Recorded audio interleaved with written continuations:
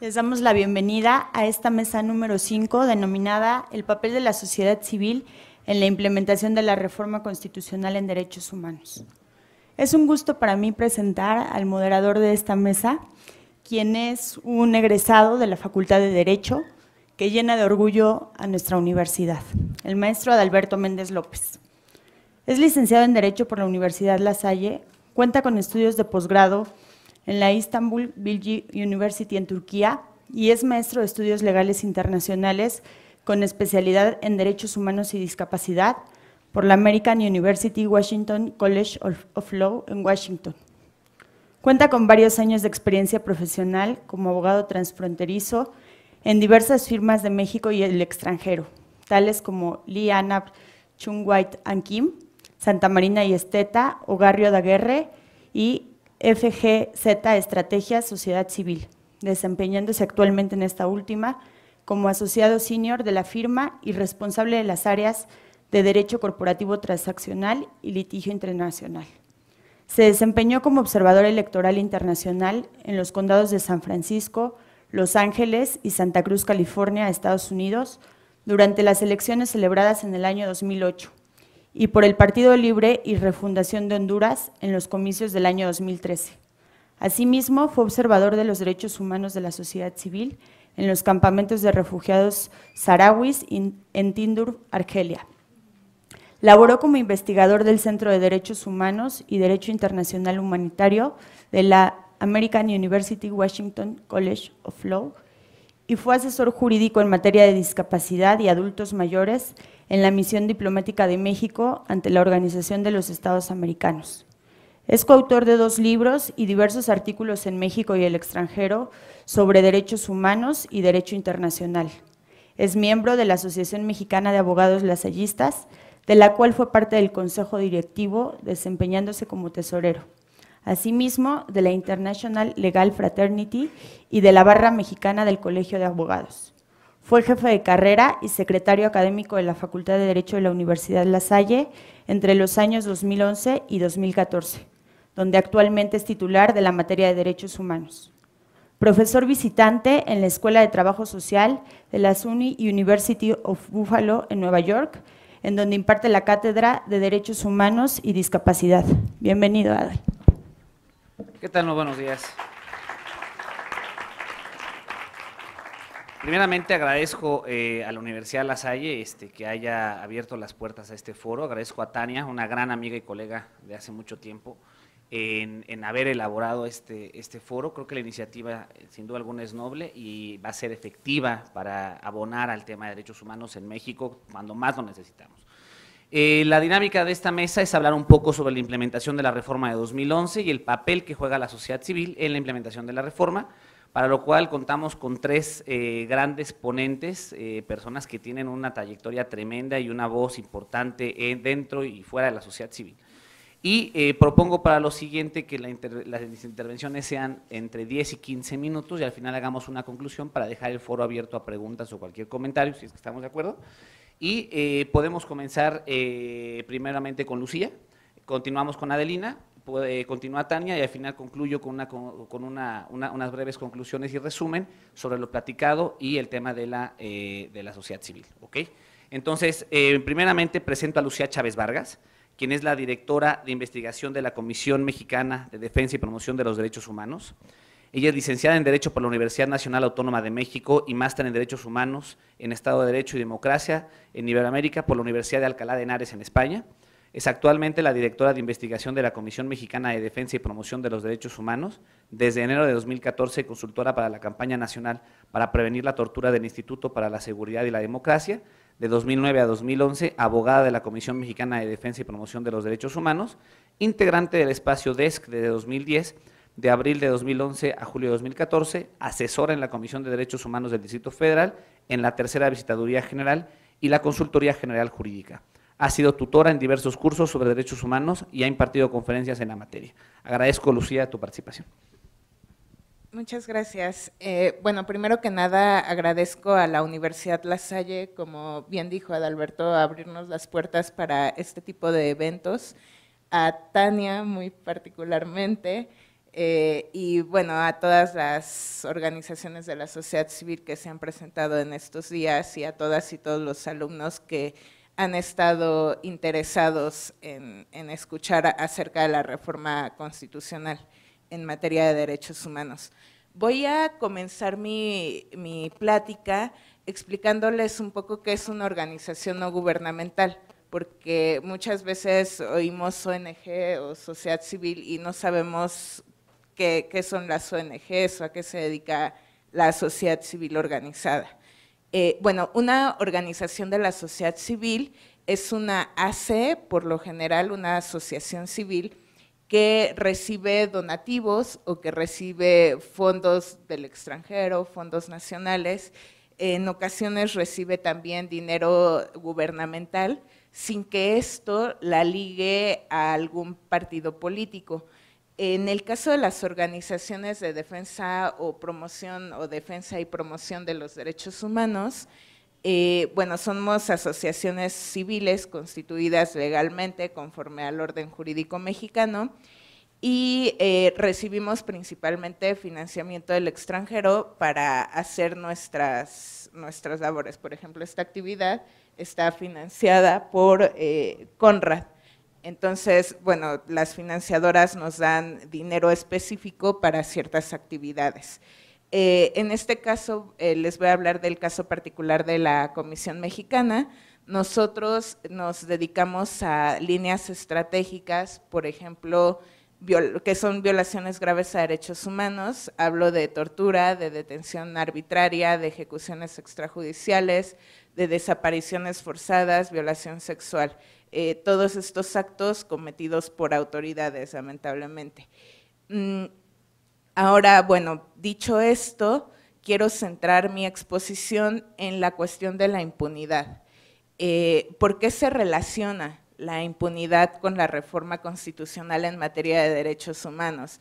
Como bien lo dijeron en la mesa anterior, si estuviera implementada la reforma constitucional en materia de derechos humanos, no estaríamos hablando de impunidad, no estaríamos hablando de casos sin resolver, no estaríamos hablando de Ayotzinapa, no estaríamos hablando de Tlatlaya, ¿no?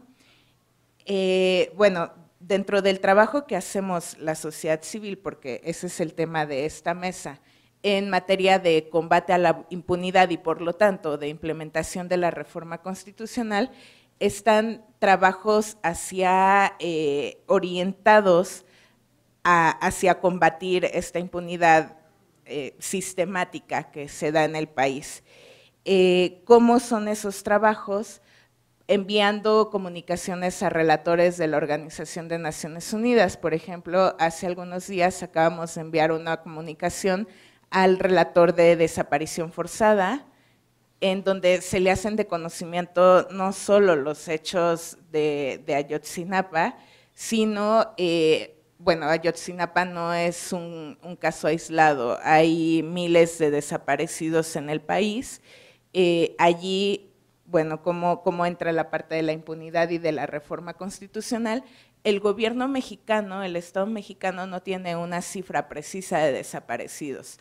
A mitad de año, el secretario de Gobernación en su informe, en uno de sus informes mencionaba que se tenían 27,000 desaparecidos al inicio del sexenio de Enrique Peña Nieto, que de allí se redujeron a 16,000, que de allí se encontraron 8,000, entonces, y cito, nada más tenemos a 8,000 desaparecidos, ¿no?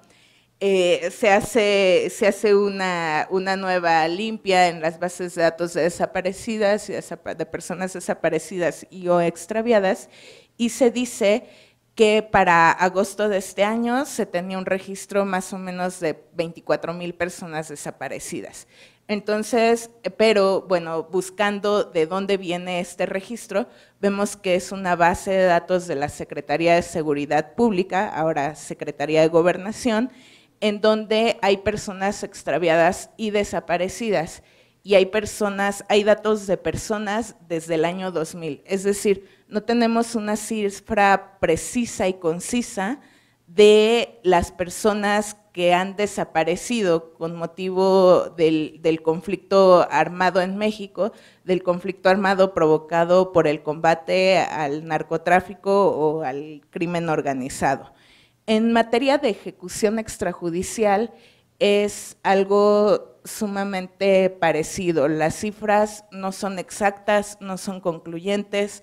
Tenemos el caso de Tlatlaya, desafortunadamente ese caso no son hechos aislados. En México ha habido muchas ejecuciones extrajudiciales que, bueno, si bien no podemos afirmar que estas ejecuciones extrajudiciales las haya realizado el gobierno, y muchas veces el gobierno, el Estado, tras investigar nos dice, o más bien tras no investigar, concluye de inmediato que fue la delincuencia organizada.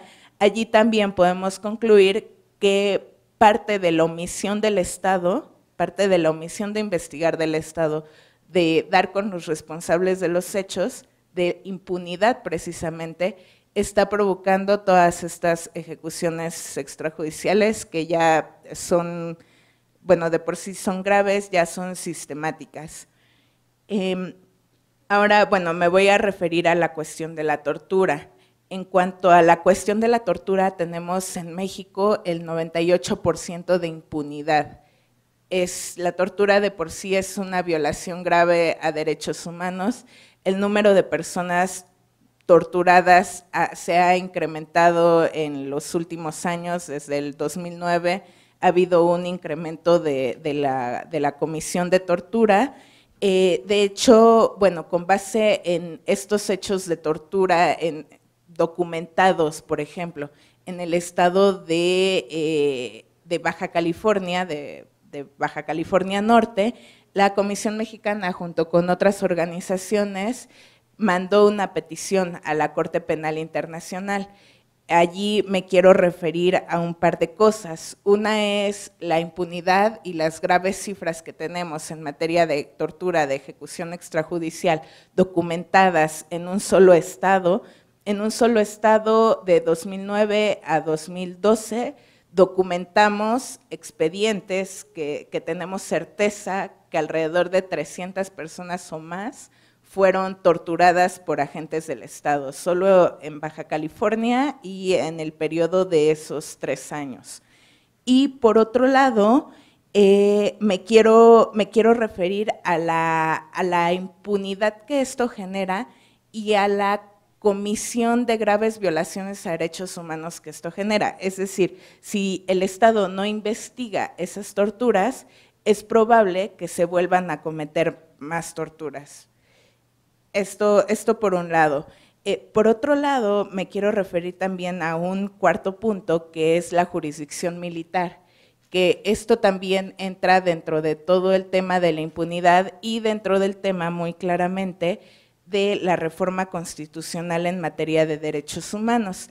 En la reforma constitucional en materia de derechos humanos, en el artículo 1 nos establece que debemos de tomar en cuenta los tratados internacionales en la Constitución, ¿no? Van a ser nuestra base de argumentación, nuestra base, bueno, no de argumentación, es nuestra base legal.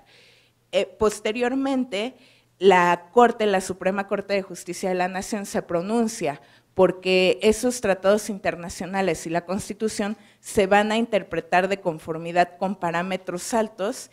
Y una de esas interpretaciones tiene que ver con organismos de Naciones Unidas, con Corte Interamericana, que las sentencias contra México son obligatorias, y bueno, las sentencias contra otros países son parámetros y lineamientos que deberá de seguir las autoridades y el Poder Judicial. Ahora bien, como les comentaba, en materia de jurisdicción militar ha habido un grave retroceso y yo creo una grave simulación en cuanto a la reforma en materia de derechos humanos se refiere. Si bien hace poco se reforma el artículo 57 y algunos artículos del Código de Justicia Militar, esto derivado de un caso paradigmático que es el caso Rosendo Radilla Pacheco contra México, y algunos otros que se emitieron después, por ejemplo, el caso de Inés y Valentina, el caso de ecologistas. se reforma el Código de Justicia Militar y el artículo 57 en su fracción segunda se deroga, que es el artículo que se decía tenía esta carga de inconstitucionalidad. Sin embargo, los legisladores no implementan este artículo primero. ¿Por qué? Porque no hacen una reforma estructural. Ahora, si bien el poder, el Ministerio Público Militar va a poder, más bien va a deber de abstenerse o más bien de dar la competencia a la jurisdicción civil cuando él tenga conocimiento de delitos que puedan tener un componente de violación grave a derechos humanos o de violación a derechos humanos. Si bien pasa esto, hay por ahí un artículo que me parece que es el 36 que le permite al Ministerio Público de Justicia Militar investigar hechos violatorios de derechos humanos y posteriormente pasar la competencia a una autoridad civil. ¿Qué quiere decir esto? Que no tenemos una adecuada cadena de custodia, que no tenemos asegurado una cadena de custodia en leyes secundarias, que no tenemos un adecuado cumplimiento de periciales, de aseguramiento de periciales en leyes secundarias. Bueno, con todo esto, y es muy complejo referirse en tan pocos minutos a la reforma constitucional en materia de derechos humanos y más en abstracto, con todo esto les quiero hacer notar tanto el papel que tenemos la sociedad civil en su conjunto, las organizaciones de la sociedad civil, qué estamos haciendo, por dónde vamos y por dónde va la reforma de derechos humanos, principalmente en materia de violaciones graves a derechos humanos.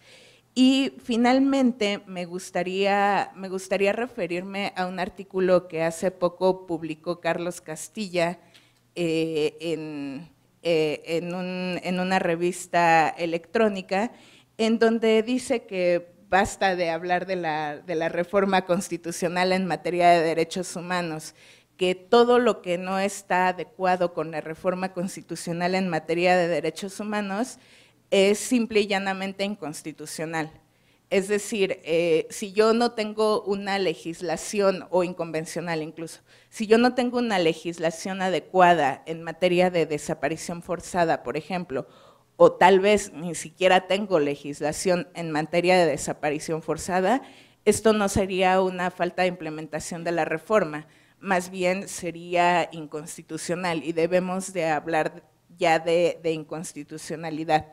Yo le doy la razón en parte, creo que efectivamente si no tenemos una legislación en materia de desaparición forzada, si no tenemos una legislación adecuada en materia de tortura porque se está investigando por abuso de autoridad, si no tenemos una Comisión Nacional de Derechos Humanos que en el caso de Tlatlaya nos diga que es ejecución extrajudicial, sino que es pérdida de la vida, yo creo que eso sí son acciones inconstitucionales, sí tenemos que hablar de inconstitucionalidad, sin embargo, vale la pena retomar el debate de la reforma constitucional en materia de derechos humanos y de su implementación, porque no podemos perder de vista lo que falta. Yo creo que empezar a hablar de inconstitucionalidad nos puede llevar a perder de vista lo que falta implementar en materia de derechos humanos. Sin embargo, también le doy la razón a Carlos Castilla, empezar a hablar de inconstitucionalidad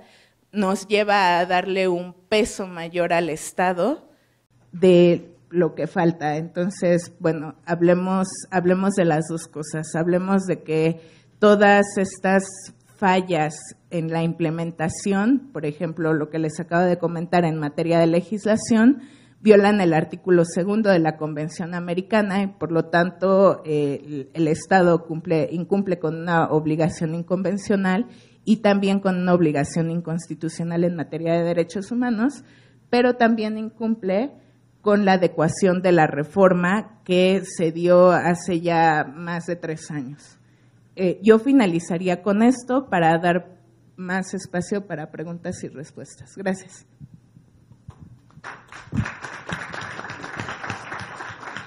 Lucía, te agradezco mucho tu participación y sobre todo al momento que mencionas el caso Rosendo Radilla, que fue un caso que lleva justamente la ONG a la que representas, ¿no? Que lleva a la Comisión Interamericana y que posteriormente resuelve la Corte Interamericana, un caso que resulta paradigmático, que genera la que se inaugure la 10ª época incluso de la Suprema Corte. Y bueno, creo que ese tema es importante viendo cómo un actor de la sociedad civil genera cambios importantes en materia de derechos humanos y ahorita que lo estamos aterrizando a la reforma, mejor aún, ¿no?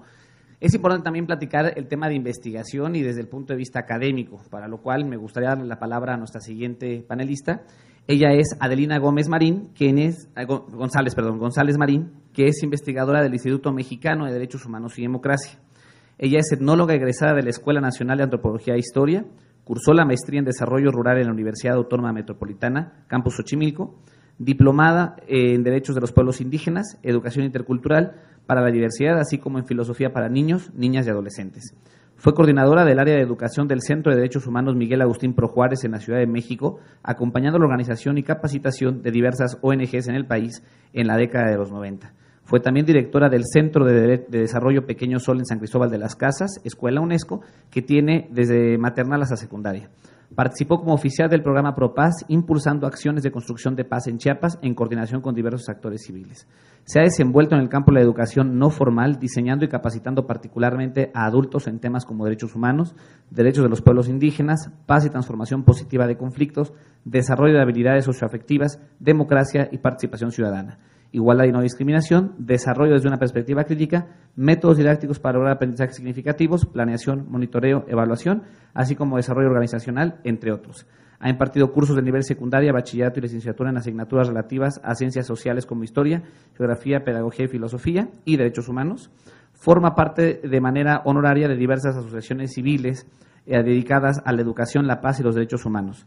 Actualmente colabora en el Instituto Mexicano de Derechos Humanos y Democracia, haciendo investigación en temas de derechos humanos, particularmente relativos a la igualdad y no discriminación, como los derechos humanos de las personas adultas mayores y el fenómeno del racismo en México.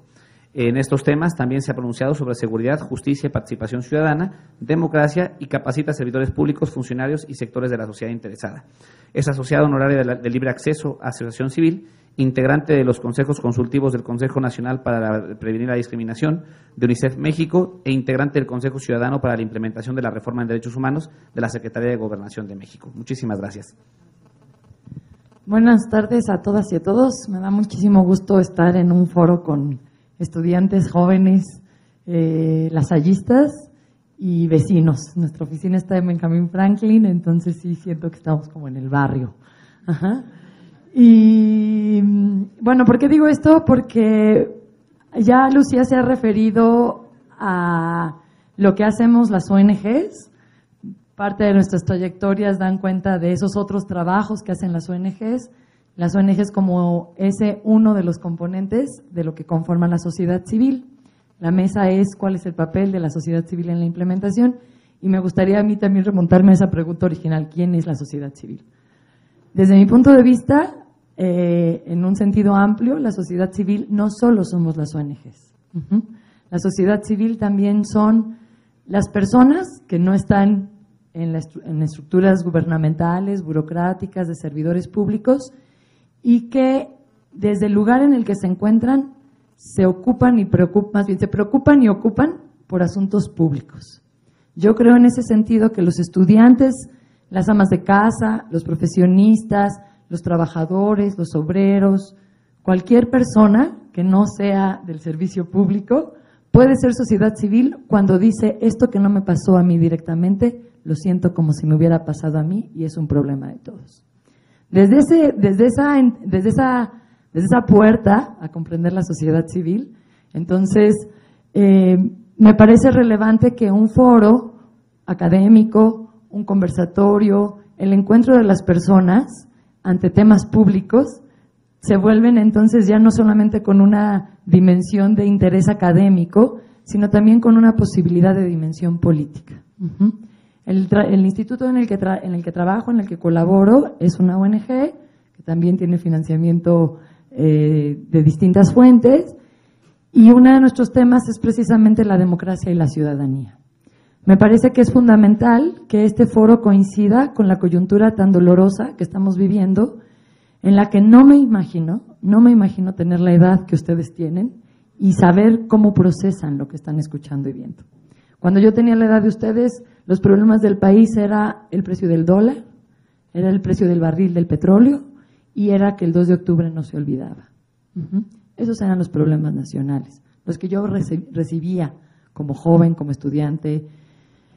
Luego vino el zapatismo, luego vinieron varias masacres, Acteal, El Charco, El Bosque, distintas cosas que a lo mejor en sus clases de historia todavía no entran porque son recientes, pero que sí son una referencia obligada en la actualidad que vivimos. Y cada vez que pasaba algo decíamos, ahora sí ya tocamos fondo, ¿no? Ahora sí, ¿qué más nos puede pasar como para comprender que como mexicanos, como mexicanas necesitamos hacer algo para que nuestro país realmente tenga el zapato que merece, que no le aprieta, que no le hace tropezar, que no le hace hundirse, ¿no? Por decir una metáfora. Y bueno, el fondo que ahora nos toca tocar con ustedes, que nos toca explicarles a ustedes, que nos toca referir, es el más doloroso. ¿Por qué? Porque ahora no fueron guerrilleros, ahora no fueron comunistas, ahora no fueron opositores al régimen, ahora fueron jóvenes estudiantes como ustedes, que como ustedes estaban pensando que educándose tendrían otras maneras de vivir mejor ellos, sus padres y sus futuras generaciones.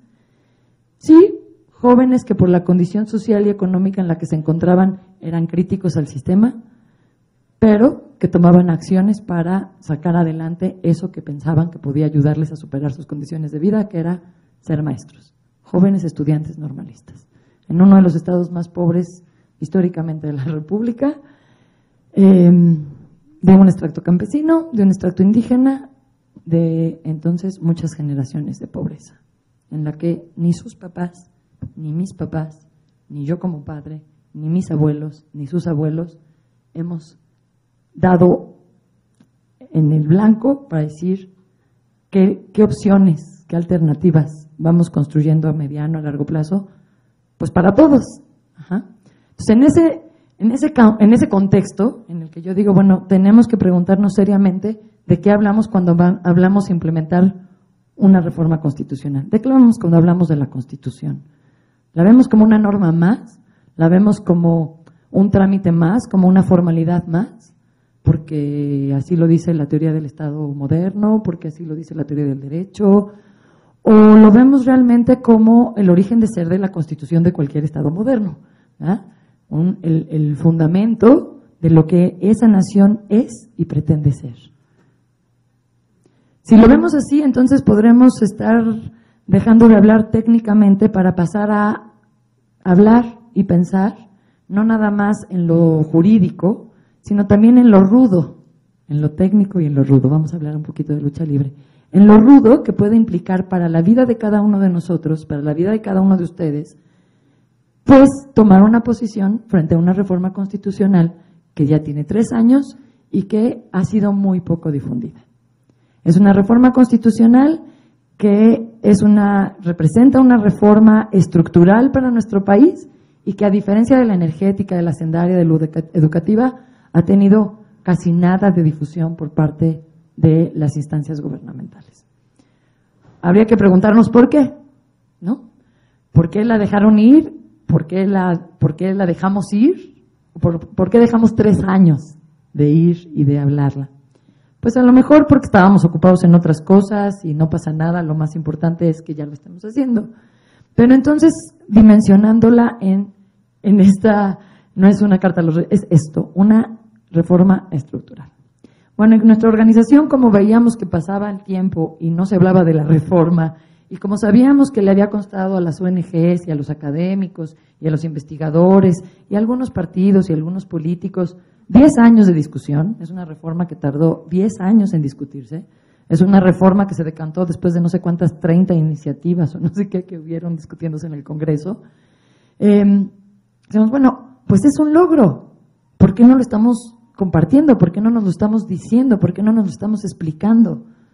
porque saber, o sea, la implementación de la reforma, el goce de los derechos humanos no pasa, yo no quiero darle, yo me niego, y más ahora que estoy absolutamente desencantada de las estructuras institucionales de este país, con todo lo que pone en evidencia Ayotzinapa, yo no quiero darle el poder a nadie de que haga lo que a mí me toca hacer.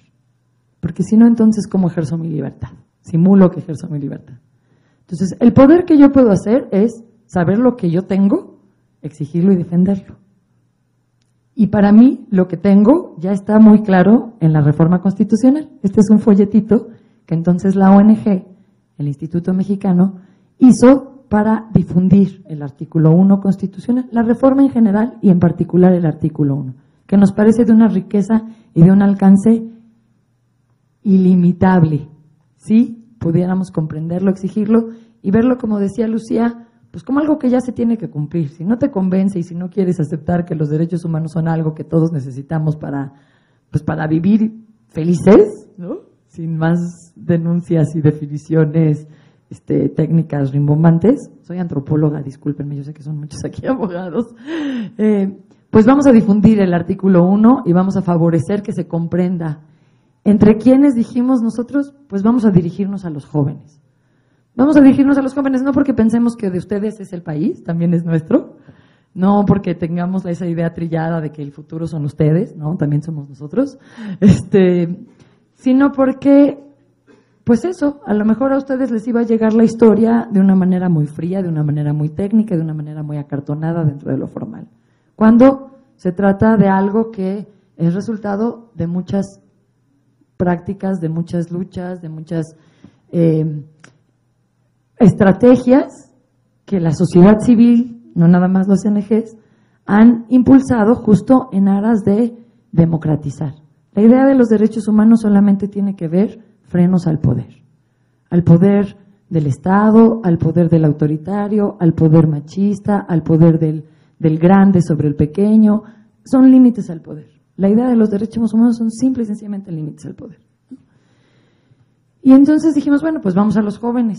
Estos jóvenes ya han de conocer sus derechos humanos, porque ya llevamos los jóvenes de hace 20 años, pues ya hablábamos de derechos humanos, entonces los de ahora seguro ya conocen.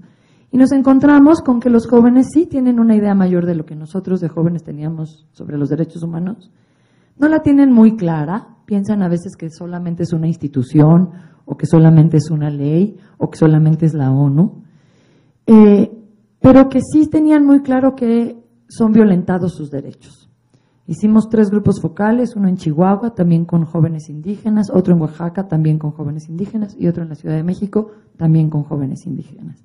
Y la constante en los 3 grupos focales para dirigir la campaña de difusión del artículo 1 fue que los jóvenes y las jóvenes ven con mucha vulnerabilidad su derecho a la igualdad, precisamente.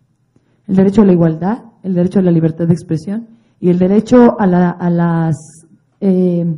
los derechos sexuales y reproductivos, que son todo un cúmulo de derechos, ¿no? Todo un conjunto de derechos, eran como los que de manera constante en los 3 estados aparecían como vulneraciones que los jóvenes sí podían identificar en esos grupos focales.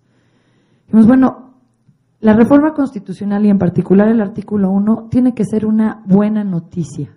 Todo esto antes de Ayotzinapa. Todo esto comenzó en febrero, la campaña de las que también les traigo unos cartelitos que pues no van a alcanzar para todos, pero para quien quiera. Vamos a difundir, vamos a sensibilizar sobre el artículo 1, vamos a ayudar a analizar para que la gente lo conozca, lo aprecie y entonces lo defienda, porque lo que no se conoce pues no se quiere y entonces no se defiende, ¿no? Ni se exige. Pasa lo mismo con una novia, pasa lo mismo con un novio, con una chava, con un chavo. Si no la conoces, puedes hablar muy mal de ella, de esa persona. Pero si la conoces, vas a cuidar más tus palabras. Lo mismo pasa con los derechos humanos. Entonces, bueno, pues esta iniciativa, dijimos, no se va a implementar la reforma si no hay mexicanos y mexicanas que la exijan, si no hay mexicanos y mexicanas que la reflexionen, si no hay jueces que la argumenten, que la basen, si no hay abogados que la invoquen, si no hay funcionarios que en ella enmarquen su presupuestación para el siguiente año del gasto público. Y entonces, pues nos hemos ido avanzando en este esfuerzo, en una primera fase capacitando a operadores de justicia y operadores políticos en 10 estados de la República. Luego, enfocándonos en esta campaña, inició en febrero, consiste en difundir el folleto, consiste en invitar a distintas personalidades que puedan convocarnos a decir, bueno, pues hay una buena noticia, le demos la cara a los derechos humanos, ya sin la idea de ay, qué flojera, porque eso te mete en política. Ay, qué horror, porque por los derechos humanos se defienden delincuentes y entonces salen de la cárcel y por eso es la impunidad. Ay, no, pero si estoy muy cómodo durmiendo, pues ¿para qué salgo a exigir cualquier cosa en la calle? En eso llegó Ayotzinapa, ¿no? Y entonces yo pienso mucho y digo, bueno, solamente tenemos que difundir y concientizar sobre la reforma constitucional y el artículo 1, o tenemos además que obligarnos a explorar respuestas a las preguntas que nos toca hacer, sí, en clave de ciudadanía. Porque hasta ahorita lo que hemos hecho como sociedad mexicana ha sido manifestarnos, quejarnos, las ONGs hemos aprendido a litigar a nivel internacional, hemos hecho cabildeo, hemos buscado leyes, hemos logrado leyes, pero no ha sido suficiente. No ha sido suficiente, porque Ayotzinapa no es un hecho aislado, sino que es una gota que derrama el vaso. Si no derrama el vaso, entonces, ¿dónde se para cada quien? Porque efectivamente este país no se va a transformar para el zapato que necesitamos y merecemos, para hacer el zapato que necesitamos y merecemos, que nos permita caminar cómodos, con confianza, salvados de la intemperie del camino, de lo demás, si no hacemos las cosas. Alguien muy cercano a mí se la pasa diciendo que cada día es que México no va a cambiar, al menos que los mexicanos quieran cambiar. Ya vimos que los partidos no eran solamente el camino, yo me siento defraudada por todos, ya vimos que tener estudios internacionales, ser profesionistas, pues nos alcanzan las canicas para hablar con ustedes, pero no nos alcanza para transformar el país. Ajá. ¿Qué va a transformar el país? Pues los mexicanos y las mexicanas. Entonces sí hay como una pregunta detrás de esta campaña que ahora nos estamos planteando en la coyuntura, es decir, ¿cómo vamos favoreciendo diálogos, reflexiones para que cada persona en el lugar en el que está se considere y se ve a sí misma como un agente de cambio social, político en el sentido no partidista, sino de interés de lo público, de interesarnos por nuestro país, que llora, que sangra, y ya no nada más a los que son disidentes o criminales o se equivocan en el camino, sino a cualquiera, a cualquiera. No digo que no sirvan las marchas, yo creo que hay que seguir saliendo a la calle, no digo que no sirvan las velas, ayer me habría gustado ver muchas más velas prendidas en la banqueta, no digo que no funcionen las redes, es muy importante que estemos en las redes, lo que digo es, ¿qué más hacemos? Porque eso no va a ser suficiente. ¿Qué más hacemos para que en 10 años la siguiente generación de estudiantes a las que ustedes les toque hablar no tengan que decir lo que ahora yo les tengo que decir? No sé en qué nos equivocamos. No sé en qué nos equivocamos. No sé en qué nos faltó. Lo claro está es que nos faltó. Y a lo mejor lo que nos falta es imaginar políticamente. Imaginar cómo sí queremos que funcionen nuestros partidos. Cómo sí quisiéramos que se relacionaran con nosotros. Cómo sí quisiéramos que nuestros padres estuvieran presentes o no en nuestra educación. Cómo si quisiéramos como universidad tener comunicación con otros actores sociales. Quizá lo que nos falta es tener otros imaginarios políticos. Hoy me decían, en Perú lavan las banderas. En Colombia pintan con pintura en las marchas. No digo que eso hay que hacer, lo que digo es, ¿sabemos lo que hacen otros? ¿No? ¿Cómo hacemos también manifestaciones más creativas? No sé. Yo creo que están las preguntas abiertas. Y desde luego que conocer el artículo 1 a profundidad, darlo a conocer, va a ayudar a exigirlo y eso, ya no tenemos, desde mi punto de vista, ya no hay un líder poeta que convoque a todos de la misma manera, ya no hay un líder religioso que convoque a todos de la misma manera, ya no hay un líder guerrillero que convoque a todos de la misma manera, ya no, Y los padres de familia de Ayotzinapa lo que van a hacer es seguir buscando a sus hijos, porque eso es lo que les toca a ellos. ¿Qué nos toca a nosotros? ¿Sentarnos a que alguien nos convoque o nos toca actuar?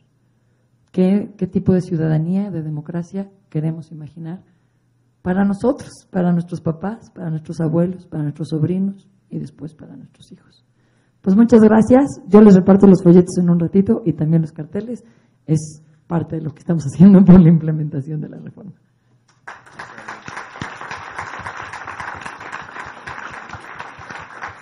Agradezco la participación de Adelina y el profundo ejercicio de reflexión que hace al respecto, y creo que eso nos da justamente nos hace engarzar de manera muy efectiva la última participación de este panel, que es de Tania, quien dirige justamente el Centro Jurídico de los Derechos Humanos, que ha tenido la iniciativa incluso de realizar este foro. Y bueno, para mí es un gusto darle la palabra a Tania, por favor. Antes, perdón, se me olvidaba presentarla, déjenme presentarla. Ella, además de ser directora del Centro Jurídico para los Derechos Humanos, es licenciada en Derecho por la Universidad Iberoamericana y maestra en Estudios Legales Internacionales por la Fletcher School of Law and Diplomacy en Tufts University. Cursó la Academia de Derechos Humanos y Derecho Humanitario de American University, Washington College of Law, hizo estudios de diplomacia en la Universidad de Utrecht en Holanda, a través de la misma universidad. Fue coordinadora del programa de Género y Derechos Humanos en la Delegación Benito Juárez, asistente de investigación en el programa de Derechos Humanos en la Universidad Iberoamericana, subdirectora de enlace en las dependencias de instituciones públicas en la Unidad de Derechos Humanos de la Secretaría de Gobernación y subdirectora de análisis de instrumentos internacionales en el Consejo Nacional para Prevenir la Discriminación, además de ser consultora en la Comisión Interamericana de Derechos Humanos. Ha realizado diferentes prácticas profesionales, tanto en la Secretaría de Relaciones de Relaciones Exteriores, así como en American University y la Fundación para el Estudio e Investigación de la Mujer en Buenos Aires. Ha sido profesora adjunta en el Seminario de Derecho Constitucional en la Escuela Libre de Derecho para impartir cursos sobre reparaciones internacionales, y ha impartido y tomado diversos diplomados en el CIDE y en el Instituto de Investigaciones Jurídicas de la UNAM. Tiene diversas publicaciones en México y el extranjero y ha colaborado como articulista de la revista MX, así como en el periódico El Reforma y en la revista Nexos. Muchísimas gracias, Tania. Gracias a ti, Adalberto. Bueno, voy a aprovechar lo que dijeron las dos anteriores ponentes para contextualizar lo que voy a decir. Yo creo que la importancia de la sociedad civil en la implementación de la reforma constitucional en derechos humanos es toda, porque fue también fundamental la participación de la sociedad civil para que sucediera la reforma constitucional en derechos humanos, y fue una lucha lenta que finalmente dio resultados, tal vez no los deseados para muchas y muchos, pero sí los posibles. Desde la inauguración, para los que estuvieron aquí y para los que no, ahora lo digo, creo que el problema está sin duda en la falta de cumplimiento de la ley. Por eso la reforma constitucional en derechos humanos no se implementa. Las obligaciones para cada uno de los poderes en cada uno de los órdenes de gobierno son sumamente claras desde mi punto de vista, y yo creo que tiene razón Carlos Castilla cuando dice que se debe de hablar de inconstitucionalidad. Yo creo que es simplemente una forma distinta de llamarla cuando hablamos de la falta de implementación, porque en efecto esta falta de implementación lo que significa es una inconstitucionalidad, sin duda alguna. Llamémosle como sea, la Constitución, la ley, no se cumple en este país. Antes de que sucediera la reforma constitucional en derechos humanos, y ahí es donde celebro esta campaña del artículo primero, muchos que estábamos trabajando en estos temas ya, sí veíamos alguna reticencia por parte de las autoridades, la que fuera, sobre la jerarquía de los tratados internacionales de derechos humanos y en aceptar incorporar estos estándares en sus decisiones, del tipo que fueran, judiciales, administrativas, lo que sea, ¿no? Y si esto era difícil en el gobierno federal, mientras más local es el gobierno, es aún peor y el desconocimiento es aún mayor.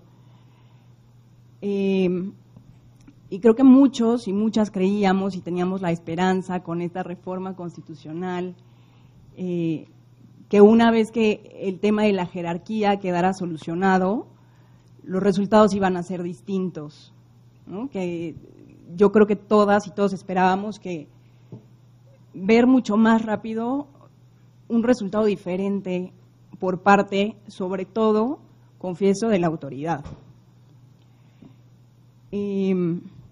No ha sido así, claramente, ¿no? Han pasado años, las violaciones a los derechos humanos siguen siendo las mismas. Para mí, hablar de Ayotzinapa y de las desapariciones inmediatamente me remite al caso de Rosendo Radilla, que sucedió hace 40 años, ¿no? Es el mismo delito. Y antes de la reforma constitucional en derechos humanos, o en ese mismo año, se hablaba también de la sentencia del caso Radilla, ¿no? Y aquí yo les quiero contar algo. Bueno, el caso Radilla es el caso Radilla porque no hubo esta justicia en el ámbito doméstico, ¿no?, que pudiera resolver el caso de desapariciones forzadas de la Guerra Sucia, y entonces es que se toma un caso emblemático y se lleva a la justicia internacional, y afortunadamente tiene éxito, porque pudo no haberlo tenido y nunca llegar a la Corte Interamericana de Derechos Humanos. Y entonces se tiene una sentencia por parte de la Corte Interamericana de Derechos Humanos después de muchos años, y entonces celebramos, igual que celebramos la reforma constitucional. Pero ¿qué pasa después de que se tiene una sentencia de la Corte Interamericana de Derechos Humanos, que todos creemos, ¿no?, y debatimos si debería de ser obligatoria o no, y el Poder Judicial habló de eso, etcétera, ¿no? ¿Y qué pasa después de que se tiene esta reforma constitucional en derechos humanos? Pues no pasa mucho, en realidad. Lo que pasa es que se tiene una sentencia, ¿no?, y entonces todos podemos decir, es que la sentencia dice tal, la Corte Interamericana ya dijo tal, pero no vemos que esa sentencia, por ejemplo, tampoco se esté cumpliendo. Tiene años también, tiene un periodo de cumplimiento, y les aseguro, y Lucía nos puede contar muchísimo mejor en qué situación está, y les aseguro que no será la mejor, ¿no? Y por otro lado, pasa lo mismo con esta reforma, ¿no? El tema es, yo creo, como lección, pues que no debemos de quedarnos nada más en las luchas jurídicas. Sin duda son importantes porque son lo que constituyen pues nuestro marco legal, ¿no? Es como ese estándar de exigencia, de exigir lo que nos corresponde, que son nuestros derechos. Y que ahora, en efecto, nadie nos podrá decir que tienen un alcance tan amplio como el que dicen los tratados internacionales ratificados por México. Pero eso no es suficiente, y por eso coincido con lo que se ha dicho antes, que creo que ningún esfuerzo será suficiente, ya aun cuando ya se tiene eso, más que la transformación de la sociedad. Para todo, para hacernos responsables y exigir nuestros derechos o los derechos de los demás, que al final viene siendo lo mismo, ¿no? Los derechos de los otros son los nuestros y los nuestros son los de los otros, hablando de derechos humanos. Y también para actuar. Una de las panelistas que no está aquí presente que no pudo venir, que es Katia Artigues, por ejemplo, no forma parte de una organización de la sociedad civil. Ella es una periodista y por cuestiones personales se convirtió en activista, ¿no? Empezó a hacer incidencia en temas de discapacidad y ha seguido su propia lucha. Yo creo que la reforma constitucional en derechos humanos es enorme, sin duda significa una transformación para México, que no vamos a lograr de manera aislada, ni la va a lograr el gobierno haciendo determinados actos si la sociedad no actúa corresponsablemente, ni la vamos a lograr las organizaciones de la sociedad civil de manera aislada, ni la academia de manera aislada, ni nadie de manera aislada, ¿no? Todo está ligado, todo es interdependiente y entonces en esa medida, en la medida en la que todo se transforme, es que México va a cambiar. Esa es la realidad. Entonces ahí es cuando llego a la siguiente conclusión y es que en esta transformación existen límites. Y existen límites en parte de tiempo, ¿no? No va a ser inmediata. Existen límites institucionales. Para las personas que hacen litigio estratégico, por ejemplo, tienen que saber que si hoy envían un caso a la Comisión Interamericana, la Comisión Interamericana en 4 años va a estar revisando ese caso y a partir de ahí se llevará otro tiempo para que decida si se va a la Corte y en la Corte se llevará otro tiempo para que haya una sentencia si es que esto sucede. Nosotros, desde el Centro Jurídico para los Derechos Humanos, lo que hacemos es la promoción de la reforma. Este foro es parte de esta promoción porque, como dijeron, todavía es muy poco conocida por la sociedad en general. Publicamos un libro también para abonar a la parte de conocimiento y a la parte académica. Y en lo personal, yo sé que pues con eso no estoy cambiando a México, ¿no? Pero estoy haciendo mi trabajo. Si yo creo en este cambio desde la sociedad civil y como ciudadana y ahora como directora de una ONG, tengo que trabajar en ello y creo que eso nos toca a todas las personas aquí presentes y a todas las mexicanas y los mexicanos. Y creo que ese es nuestro papel y es un papel como ciudadanos y sociedad civil de manera aislada o sociedad civil organizada. Seguir exigiendo lo que nos toca y respetando también en nuestro actuar cotidiano a las otras personas. Eso, la reforma al artículo 3 constitucional lo incluye y habla de eso, de una educación en derechos humanos, que no es una educación jurídica claramente, sino es una educación para la paz, para la tolerancia. Si no lo hacemos cada uno de nosotros, mañana podemos ser nosotros a los que nos violan nuestros derechos. Cualquiera de nosotros pudo haber sido ese estudiante. Y hace rato, en la mesa anterior, decía el representante de la Comisión de Derechos Humanos del DF, que ellos no veían grandes casos, ¿no? Y que ellos no eran tan mediáticos. Eso no importa, nuestros derechos mediáticos o no son nuestros derechos, ¿no? Y puede ser, o sea, yo antes de ser directora de la ONG, como ciudadana, puse una queja a la Comisión de Derechos Humanos del DF por los tiraderos clandestinos que estaban en varias colonias. Ya pasaron más de 2 años y la comisión no me ha contestado absolutamente nada, ¿no? No ha habido una recomendación, etcétera. Pero prefiero haberlo hecho a no haberlo hecho nunca. Hay mecanismos, podemos hacer cosas, hagámonos responsables y no nada más seamos entes pasivos esperando que nuestros derechos algún día lleguen. Yo creo que ese es el papel de la sociedad civil en la implementación de la reforma. Muchas gracias.